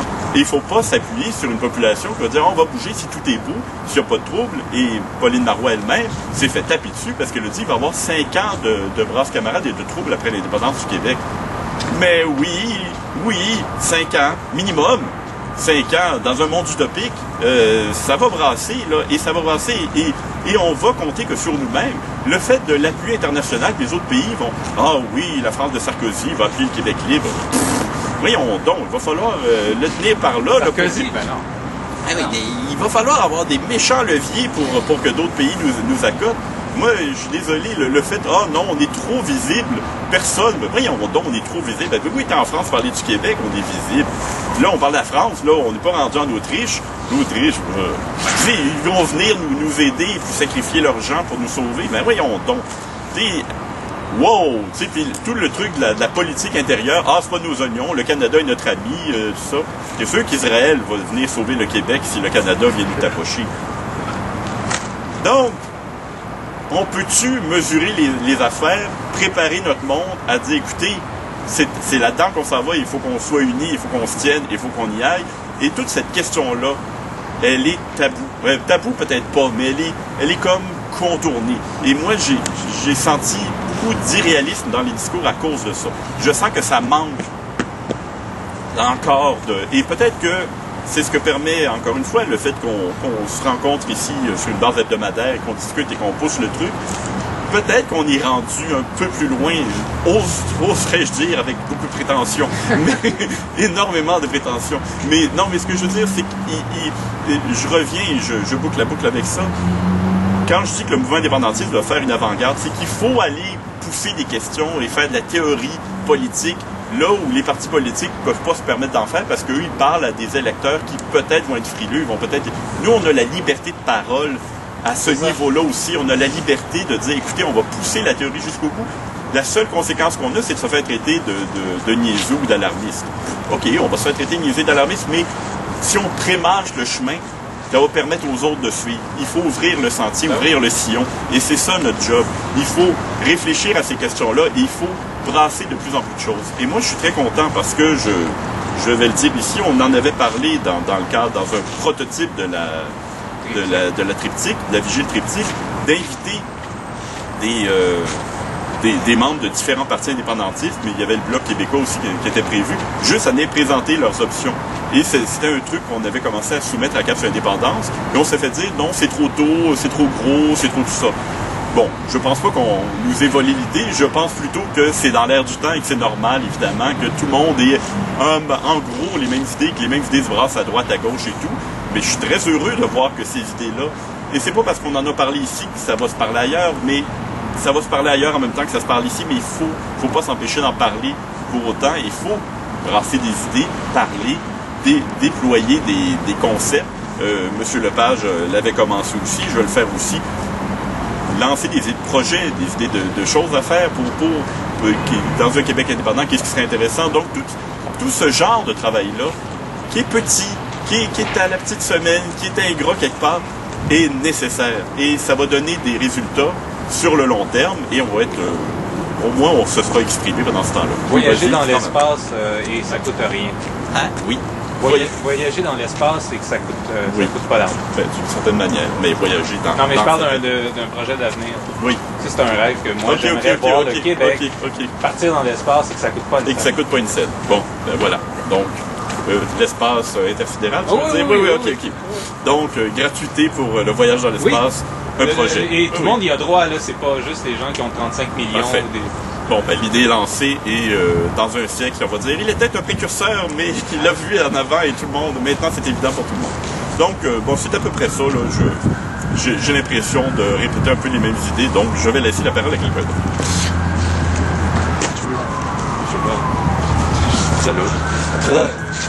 Bon, ça roule. C'est à peu près ça. Ben oui, c'est parce que je dis ça comme ça, là, c'est une idée folle, mais tu sais, je veux dire, c'est que quand on se met à rêver et qu'on pense à l'avenir, je veux dire, il y a plein de choses qui nous viennent à l'esprit, tu sais, je veux dire, si des mouvements comme Occupons Montréal parlent d'abolir les frontières ou de redistribuer les richesses ou des choses comme ça, ben, ça permet toutes sortes de choses. Bon, c'est peut-être d'aller loin, là, de dire ces choses-là, là, mais tu sais, moi, je suis peut-être un petit peu plus étapiste, là, je suis peut-être plus, on va foutre charret dehors, on verra après, tu sais, moi, c'est plus dans ce sens-là, je veux dire, j'ai beau rêver, mais je sens qu'il faut être terre à terre, comme tu dis, mesurer le terrain, pour après ça être capable de rêver, tu sais, mais il ne faut pas s'empêcher de rêver non plus. Sinon, ben, il n'y a pas d'enthousiasme, puis on n'est pas animé par le désir de faire avancer les choses. Mais je crois qu'on est à une époque où il faut avoir une rigueur sur ce qu'on fait. Là, on a un devoir de responsabilité, puis on a un devoir d'être très rigoureux dans ce qu'on... Comment dire, si on a un plan, si on a un projet, eh bien, on ne le laisse pas tomber, on essaie de garder le cap jusqu'à temps que ça se réalise, tu sais, puis si on bloque à certains endroits, ben on s'en va dans un autre chemin pour atteindre le même but, tu sais, je veux dire. Là, on ramène les mêmes concepts un peu, mais ça corrobore, c'est-à-dire que, et je vais ramener ce que je vais dire à la suite de la première intervention de Mathieu, dans la tête, dans toutes les directions, dans le corps, une seule action. C'est ça l'espèce de truc. Et ça rejoint aussi Sun Tzu. Oh, étrangement, quand tu agis, quand l'armée part, tu as une direction, tu as un objectif, tu y vas, tu fonces. Mais avant, combien de calculs tu as fait? Combien tu as fait de rêves? Combien tu as fait de plans? Combien tu as fait de stratégie? Combien tu as fait d'observations? Combien tu as fait de choses comme ça? Il faut que dans nos têtes, on soit... Et encore plus, et là je fais mon... le gars qui avait été payé par Québec. Une sorte de bruit, je me rappelle plus son nom, déjà oublié. Mais enfin, donc il faut... Hein? Non, pas ça. En tout cas, donc il faut vraiment ne pas s'empêcher. Et c'est contre la langue de bois, et c'est contre le lavage de cerveau, et c'est contre les messages toujours répétés par les médias, et c'est contre l'espèce d'encadrement et de robotisation que les médias sociaux, ou pas les médias sociaux, mais le fait de racheter toujours du matériel informatique qui doit toujours être renouvelé parce qu'au bout de 6 mois, ça marche plus, puis va consommer, puis va dépenser des affaires, puis le vendredi noir qu'on a eu hier avec les merveilleux cas de chiens écrasés dont on nous a parlé aux nouvelles, parce que là, ça devient de la lutte des gens qui se battent, une femme qui fait son chemin dans la file d'attente en poivrant avec du poivre de Cayenne, 11 personnes, blablabla, là, ça devient le nouveau spectacle. Là. Oui, les gens qui s'ensauvagent pour acheter du matériel électronique ou des meubles, le moitié prix, le tiers du prix, le 10e du prix. C'est intéressant, ça. C'est un prétexte. C'est du spectacle. Moi, je dis, fâche-toi, va lancer des œufs sur la porte de Jean Charest. Ben, oui, mais c'est ça. Mais moi, ce que je répondrais à ça, c'est rêve, invente, explore, apprend, transmet des informations, transmet des choses. Et une fois que tu l'auras fait beaucoup, là, l'action doit être concentrée. Et là, tu tapes une fois, puis tu y vas. Mais une fois que tu auras rêvé et déliré, que tu auras fait des choses et que tu auras élargi tes horizons. Mais c'est aussi important, et c'est même primordial dans le sens que ça doit arriver en premier, d'élargir ses horizons. Ensuite, action. Mais une action. Et de la même manière, là, on peut, et c'est pour ça aussi la question de l'état d'urgence dans lequel on est, c'est la question de combien de temps on peut se permettre de rêver, de délirer encore, là, avant de se concentrer et puis d'aller vers une ligne claire, puis de diriger vers ça. Et l'élection qui est sans doute au printemps, c'est un truc, et c'est une question qu'il faut se poser. L'élection du printemps, est-ce qu'il faut la gagner ou il faut s'endurcir en mangeant une volée au niveau indépendantiste? Mais réussir à passer au travers sans être affecté et continuer le lendemain exactement comme la veille. Je m'étais dit, il faudrait faire presque une manifestation monstre avant l'élection pour dire vive l'indépendance, puis organiser une manifestation encore plus monstre après l'élection, et surtout si Legault gagne haut la main pour dire oui, vive l'indépendance encore, et que les gens disent qu'ils n'ont pas compris, qu'ils ont perdu, qu'on dit non, on n'a pas perdu, on continue et on continue, et vos élections, c'est pas ça qui nous affecte, on n'est pas touché par ça, et on continue, et développer une espèce de rigueur, de dire nous, on avance par là, et c'est ça le chemin, et prouvez-nous que votre chemin est aussi bon, prouvez-nous que l'histoire vous indique que c'est ça la bonne direction, que la culture québécoise, que c'est chanter ça, rester gna gna gna dans le Canada, qu'il y a des chanteurs qui se garochent pour faire ça, pour écrire du théâtre là-dessus, pour faire des films là-dessus, puis que nous, tous nos cinéastes, puis nos chanteurs, puis nos artistes qui chantent le contraire, ben ils se trompent, puis que dans le fond, c'est les autres qui ont raison. Montrez-les-moi, les artistes québécois qui chantent « Restons dans le Canada et on est donc bien dans notre nid douillet ». Je veux dire, on a une direction, on est convaincu, on sait que c'est par là qu'on va, on y va, et on va dans cette direction-là. Mais la question, c'est au niveau de l'urgence. Il y a des élections qui s'en viennent. Ces élections-là, est-ce qu'on se bat pour que ça soit des indépendantistes qui gagnent, ou est-ce qu'on se bat pour que ces élections-là, qui sont déjà, selon ce que Charles Hamel dit souvent, préparées d'avance, pré-mâchées, déjà les médias sont en train de laver le cerveau des électeurs pour que ça va dans une certaine direction. Ces élections-là sont déjà perdues, mais on s'en fout. Ce n'est ça va être un coup de marteau sur un bouclier de guerrier quelconque, bang, bang, on s'en fout, bon, et on continue comme ça, et ça ne nous affecte pas dans notre trajectoire. C'est ça une des questions qu'il faut se poser. Et si on veut la gagner, et il y a des propositions qui commencent à se faire, il y a un certain, Réal Mathieu me parlait de ça de la semaine dernière, un certain Félix Pinel, qui paraît-il, est en train de concocter un système, et mon père, qui réfléchit aussi sur ces questions-là, a pensé à un système parallèle, mais un peu plus primaire d'une certaine manière. C'est en fait que de se dire, les indépendantistes, que si on veut gagner les élections et remporter le maximum de victoires, je pense qu'il faut que les indépendantistes se rassemblent comté par comté, se parlent comté par comté et décident ensemble qui est pour eux le candidat le plus indépendantiste, peu importe le parti.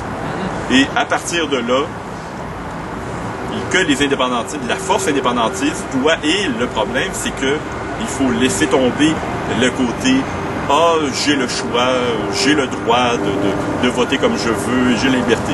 Il y a un moment donné, il va falloir que les gens s'entendent sur un état d'urgence pour dire « Oui, il y a un mot d'ordre, je suis le mot d'ordre ».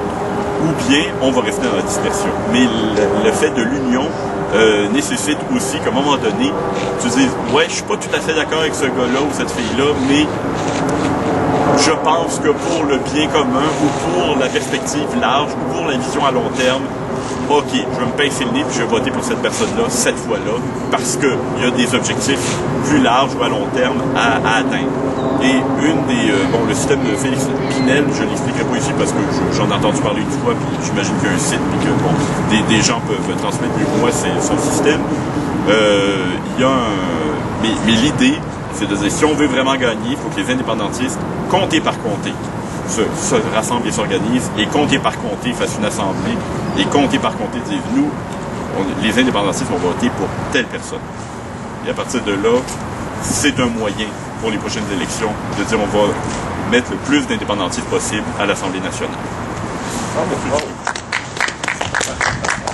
moi, par rapport à ça, j'ai une question qui a été amenée sur Facebook cette semaine.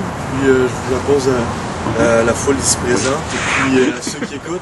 Et sinon, je pourrais chercher cette semaine. Mais quelqu'un qui demandait si c'était légalement possible que les trois partis fassent une coalition qui ferait en sorte que dans chaque comté, les trois partis auraient chacun un candidat. Il n'y aurait pas d'un seul candidat, il y aurait trois candidats qui luttent normalement pendant la campagne. Donc mon parti est meilleur que ces deux partis-là. Puis mais le jour du vote, il y a une entente entre les trois partis que dans chaque comté, le candidat des trois partis qui a le plus de votes ramasse les votes. Ça, c'est suite au vote, donc les votes qui ont déjà été après le vote, après l'élection. Donc des deux autres partis, les trois partis sont d'accord. Donc il y a quelqu'un qui demandait, parce que pour moi c'est la solution idéale, mais est-ce que c'est légalement possible de dire ça? Est-ce que c'est une encontre aux lois électorales? Je ne sais pas si quelqu'un ici connaît la réponse. Bonne idée. Ben, je connais pas la réponse et je sais pas au niveau légal et tout ça. Moi, l'impression que ça me donne, c'est que c'est un peu, comment je peux dire, c'est un peu malhonnête. C'est-à-dire que si un électeur vote pour un parti et pour quelqu'un et que le parti se fait, non, finalement, vous avez voté pour un autre, ça, il faut faire ça avant. Il ne faut pas faire ça une fois que les votes sont comptabilisés. Il faut faire ça avant et dire, et les partis, et ça, je pense que c'est tout à fait légal que les partis s'entendent, ok, toi, tu as tel comté, toi, tu as tel comté, ou tout simplement, moi, je ne présente pas de candidat dans tel comté parce que je me suis arrangé avec l'autre parti. Ça se fait.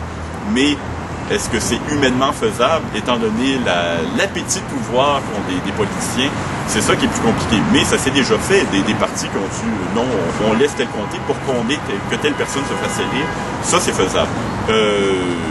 Le système de Félix Pinel est peut-être une espèce de système mais je ne veux pas m'avancer vraiment dans son système à lui parce que je vais peut-être dire n'importe quoi, mais ça fonctionnait un peu sur le système des primaires, c'est-à-dire c'était plus juste les indépendantistes entre eux, c'est tous les gens du comté qui étaient invités à voter pour le meilleur candidat dans les trois partis indépendantistes.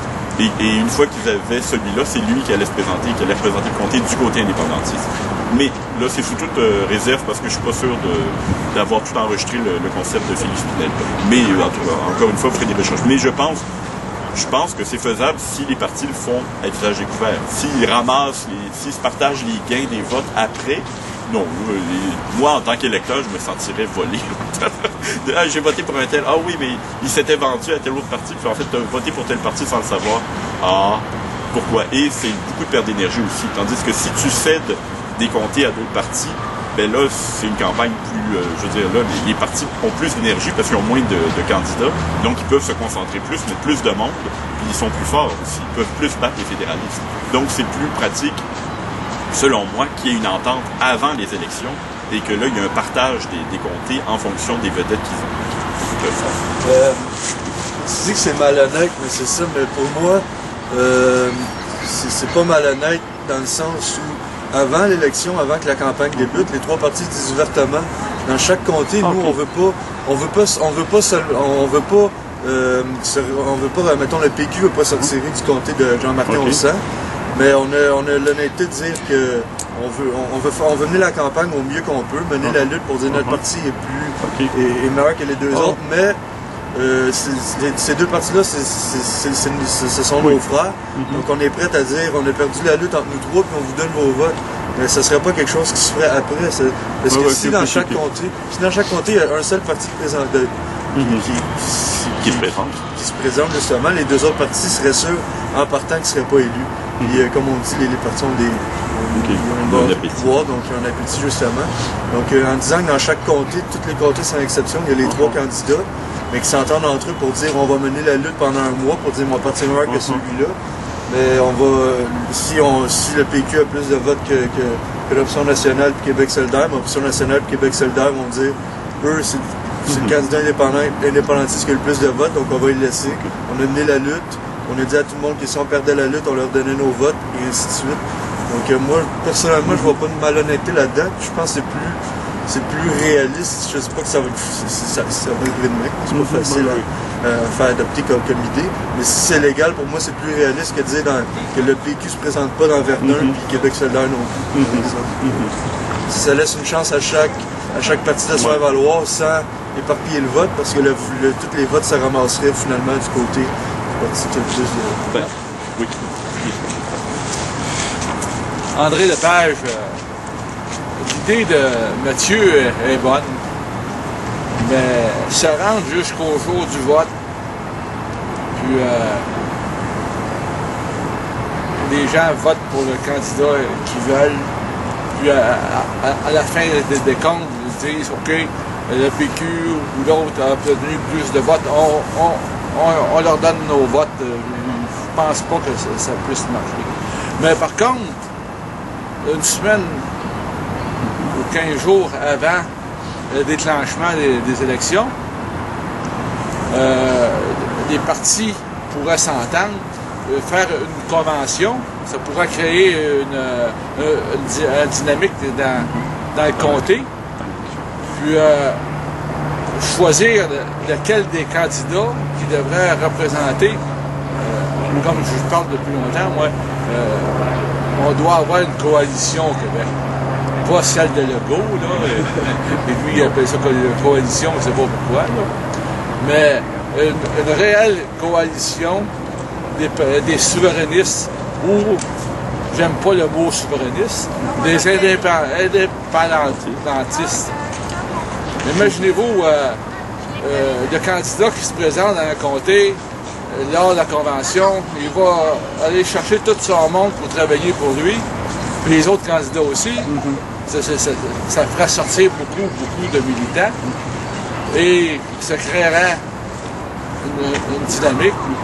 Là, on pourrait voter pour le candidat qu'on veut. Parce que moi, là, présentement, je ne voterai pas Parti québécois pour la prochaine élection à cause de, pas Marois, à cause de la gouvernance souverainiste. Parce qu'on sait que, par expérience, que le PQ, la souveraineté, c'est pas le premier, le premier article de notre programme, mais la plateforme électorale, on ne voit pas la souveraineté dans notre plateforme électorale.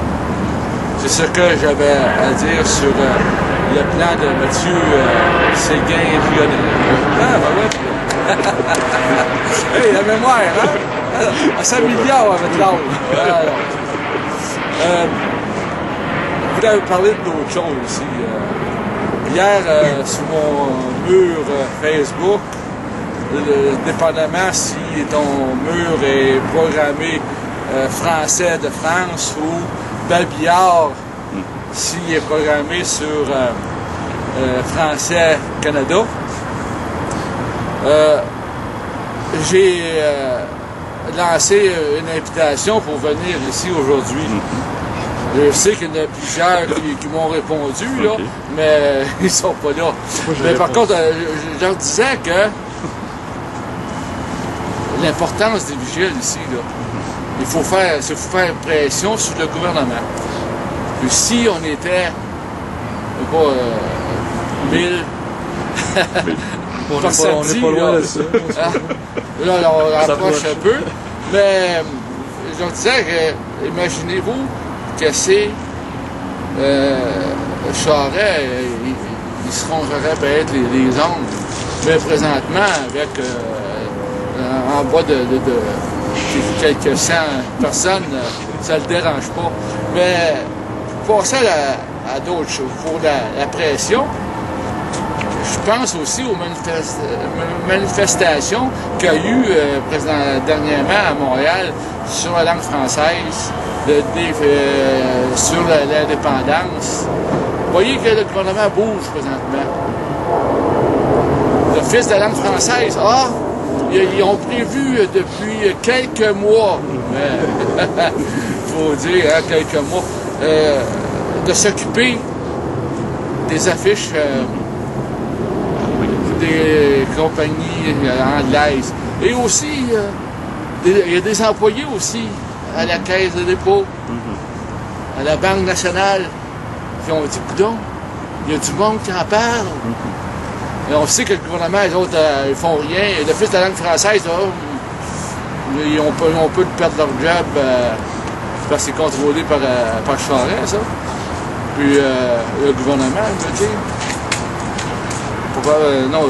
Si c'était le gouvernement, c'était l'Assemblée nationale.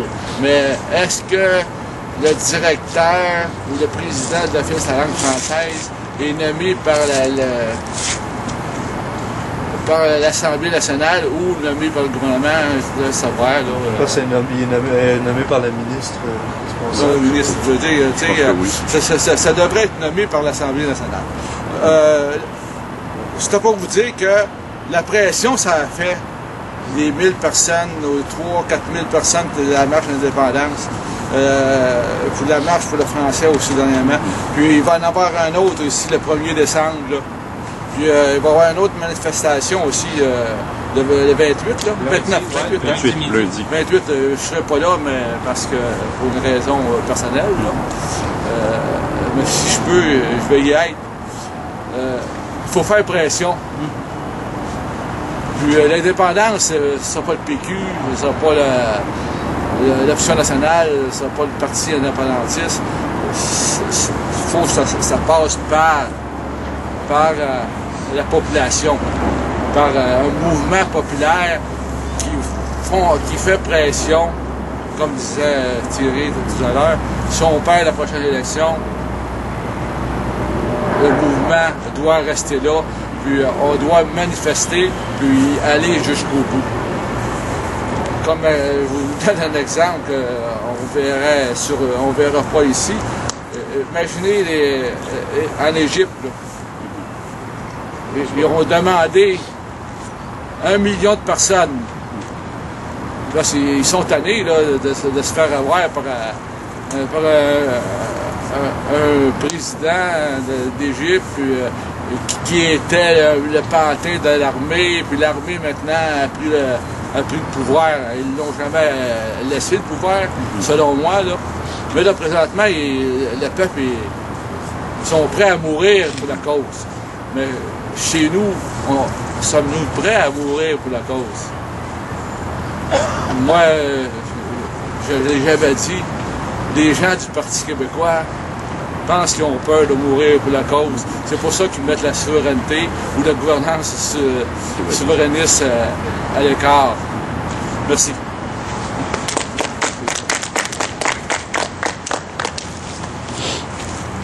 Pour revenir brièvement sur ce que Mathieu a amené, ben oui, je suis d'accord. Moi, j'avais mal compris ce que tu expliquais. Je pensais que ça se faisait en arrangement entre les 3 députés, les 3 candidats, entre eux, après, puis OK, c'est toi qui gagne, tout ça.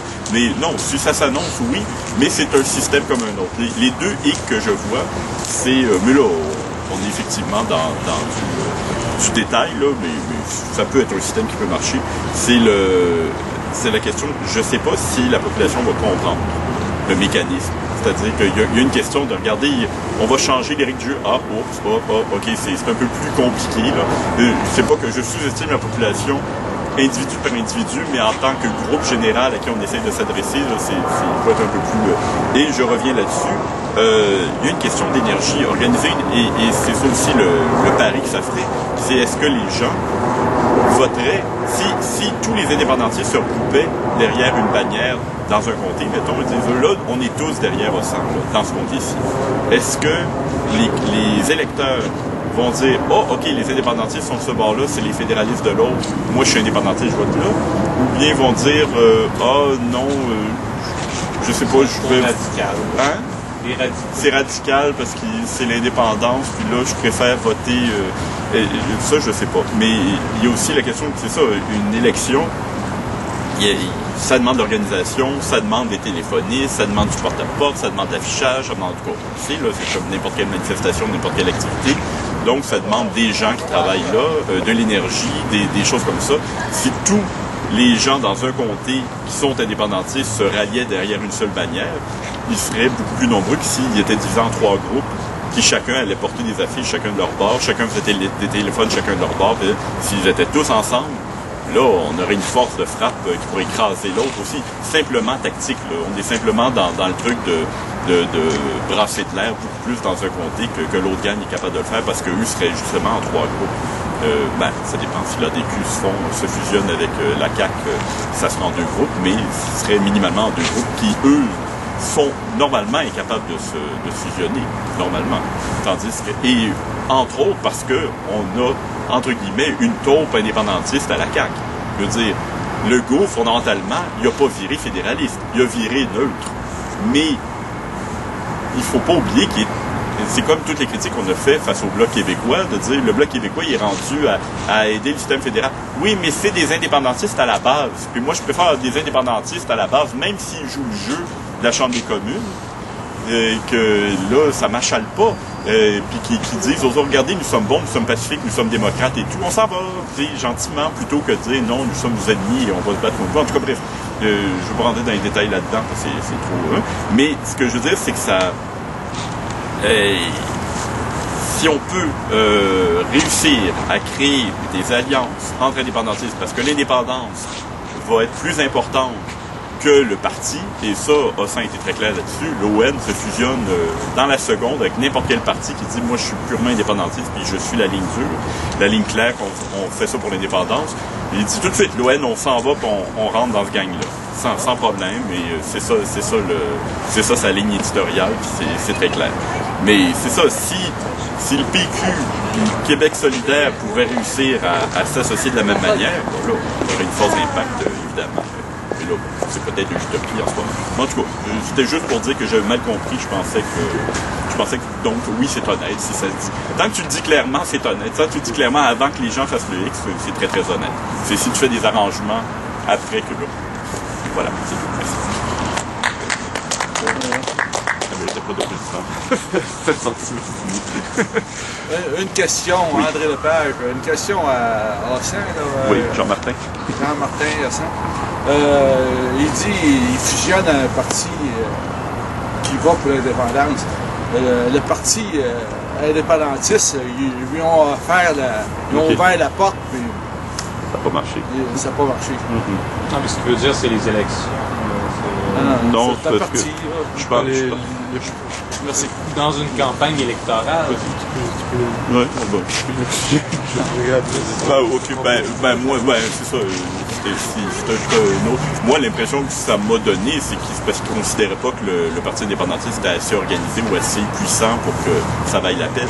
Ils sentaient que l'ON, tout petit nouveau parti qu'il soit, avait plus d'appui et plus de structure politique que le pays pour faire quelque chose. En tout cas, c'est l'impression que ça m'a donné. Et bon, d'ailleurs, la première intervention qu'il y a eu dans les questions, c'était le président du Parti indépendantiste qui a dit « Yo, je suis même pas en avant en train de parler avec vous ».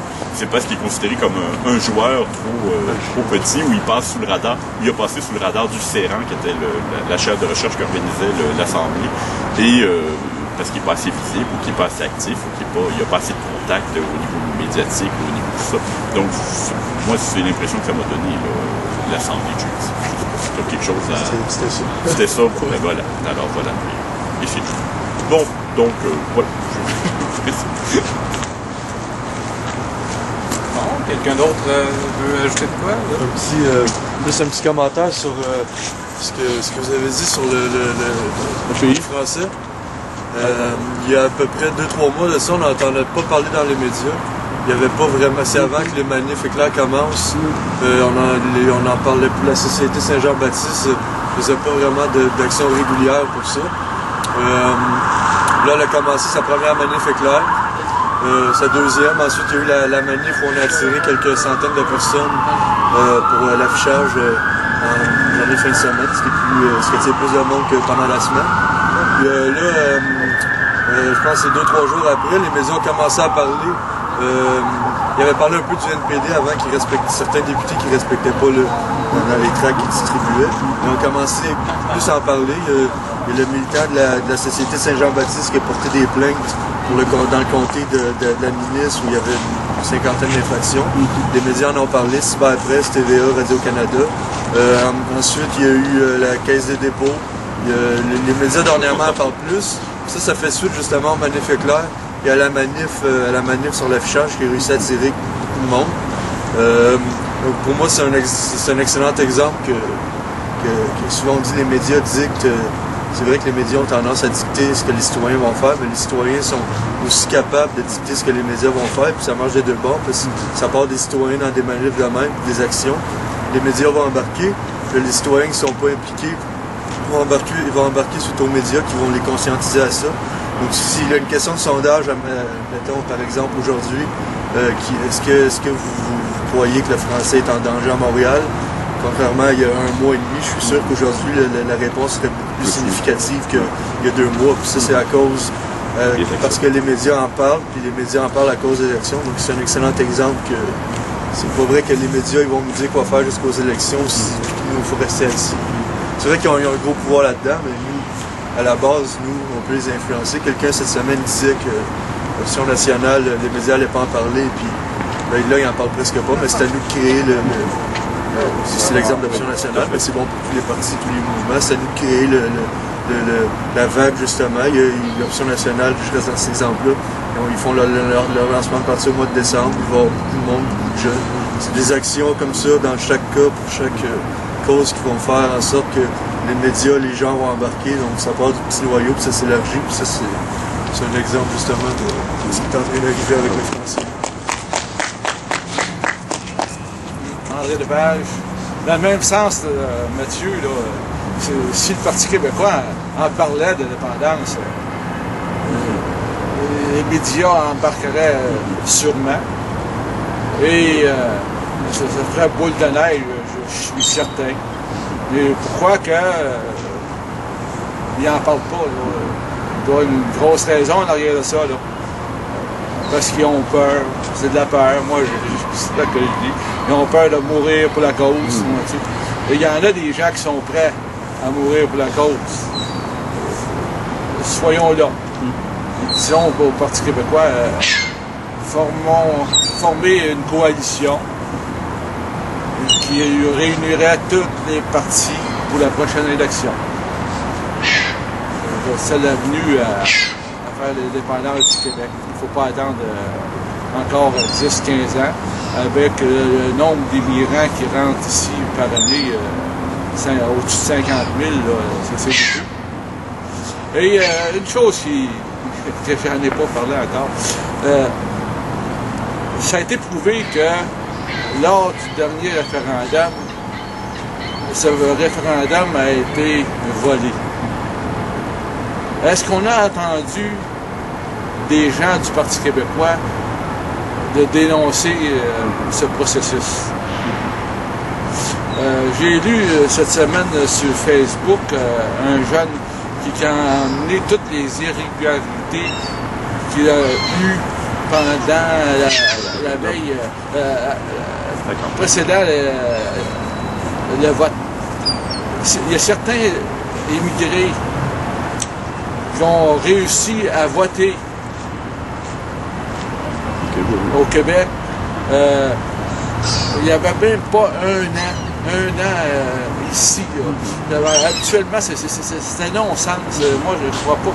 Je ne veux pas empêcher les immigrants de voter, mais un immigrant, pour voter, doit connaître la langue, doit connaître aussi l'histoire du pays.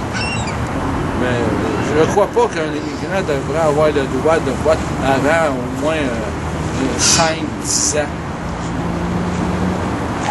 6 mois, on pourrait dire 6 mois que ces gens-là ont eu leur carte des migrants acceptée. Puis, paraît-il, le service, c'est de vous dire que je vous dis, là. Mais c'est probablement écrit dans certains livres de quelqu'un qui a écrit un livre, référendum volé, là. Il y a probablement des preuves là-dessus que ces gens-là, l'Immigration Canada, ils ont dit comment voter au prochain référendum. C'est ça que j'aime pas du Parti québécois. Pourquoi faire que le parti n'en a jamais parlé? Merci.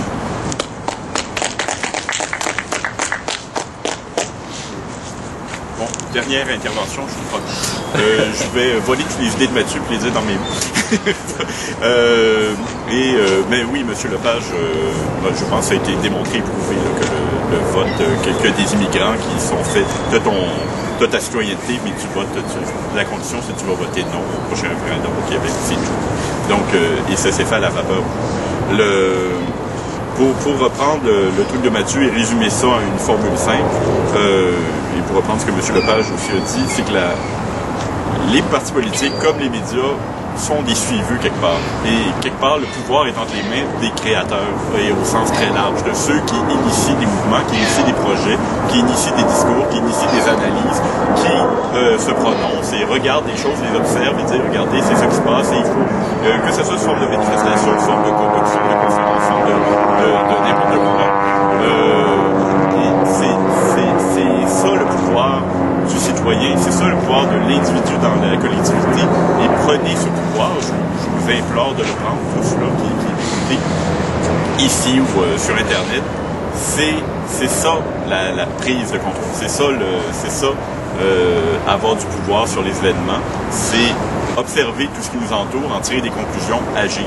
Et ça peut être agir à petite dose et à petite échelle, et souvent, ça peut être agir à grande échelle une fois et donner un grand coup, mais l'important, c'est de bouger et d'agir. Et effectivement, les médias vont finir par suivre le mouvement, les partis politiques vont finir par suivre le mouvement. Alors, allez-y. Merci. Prendre des initiatives.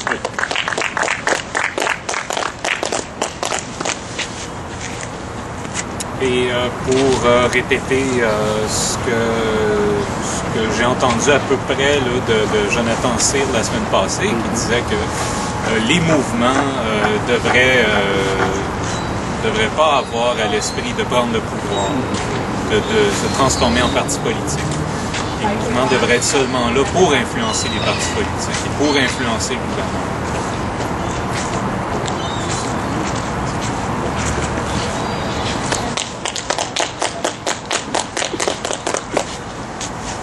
Quelqu'un d'autre? Non? Les mouettes ont passé. Oui, c'est ça. Faut gueuler les mouettes. C'est dans Hitchcock. Ah, c'est ça. Ben, tu veux que je lise, toi? Bon. Alors. Comme c'est ma semaine, c'est moi qui lis la déclaration en plus. Nous sommes arrivés à ce qui commence. Lorsqu'un gouvernement élu par le peuple cesse d'agir dans l'intérêt de celui-ci, ignore délibérément et obstinément les réclamations légitimes de celui-ci, croyant gagner à l'usure, par le mensonge et l'abus de son autorité, ce qu'il ne peut obtenir dans la transparence et l'honnêteté la plus élémentaire, les citoyens et citoyennes de ce peuple ont le devoir et la responsabilité de le destituer. Dans tous les régimes démocratiques du monde, le mécontentement populaire à l'égard d'un gouvernement et de ses politiques peut et doit s'exprimer à l'occasion d'élections périodiques. Et le statut équivoque et indéterminé du Québec dans le système fédéral canadien réclame des actions résolument distinctes de la part de ses citoyennes et citoyens. C'est à défaut d'appartenir concrètement, légalement, constitutionnellement au Canada que le Québec peut et doit, en des temps de crise majeure comme ceux que nous traversons, exercer une autorité inédite et sans précédent. En décidant d'agir, de révoquer ceux qui nous gouvernent, malgré toutes les réserves que commande une démocratie que nous estimons et respectons plus que tout, le Québec fonde, par le fait même, son indivisible appartenance, une et inaliénable, laquelle s'inscrit dans les limites historiquement et politiquement reconnues de son territoire. Nous sommes arrivés à ce qui commence.